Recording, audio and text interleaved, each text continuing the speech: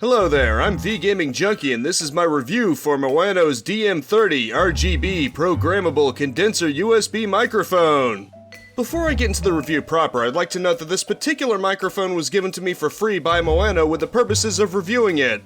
To Maono's credit, the representative didn't ask anything specific of me other than to ask for a review of it. I wasn't asked to praise the microphone or include any specific slogans or specific features, and I'm not being offered any monetary compensation for this review. However, since I was given the microphone itself completely for free, which does include shipping, I thought I'd be upfront about that. I like to think this hasn't affected my judgment on it, but I can understand if you might suspect differently. Okay, disclaimer out of the way, let's move on. Now, the first thing that is immediately apparent is that it's a significantly smaller microphone than my existing one, which is a Thronmax M-Drill-1. It's very much the personification of the "don't talk to me or my son ever again" meme. However, while it does seem limited in its options at first glance, I do have to commend them for doing a lot with such little space. It manages to get nearly all of the same options as the M-Drill-1, with a knob you press to mute, turn to control mic gain, and long press to switch to headphones so you can raise or lower the volume of that.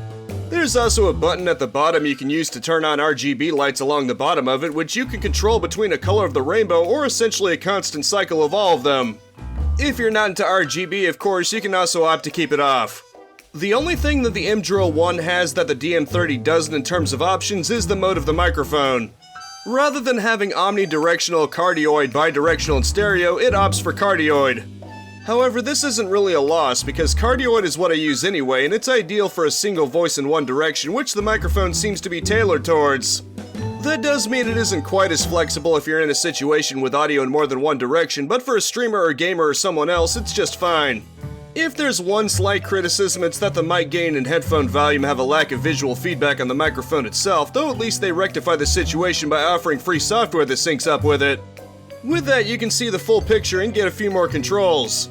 It also seems to have an internal pop filter, and while that won't stop everything if you're really shouting into it, it works just fine for general use.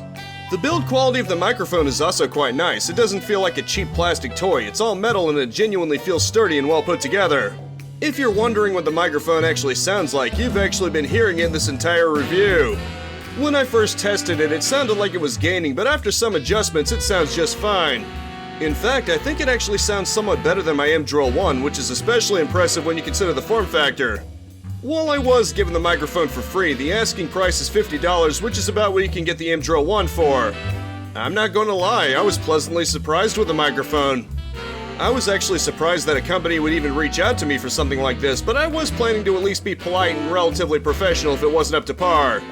Thankfully, that isn't the case. The microphone has honestly exceeded my expectations.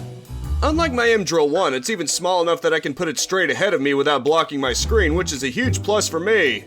I might actually be making this my regular use microphone, so for $50 I would definitely say it's worth it. Thumbs up. If you need a specific numeric number, I would say 9 out of 10. It's not perfect in every regard, but I'd say it's a good microphone in the aspects that matter.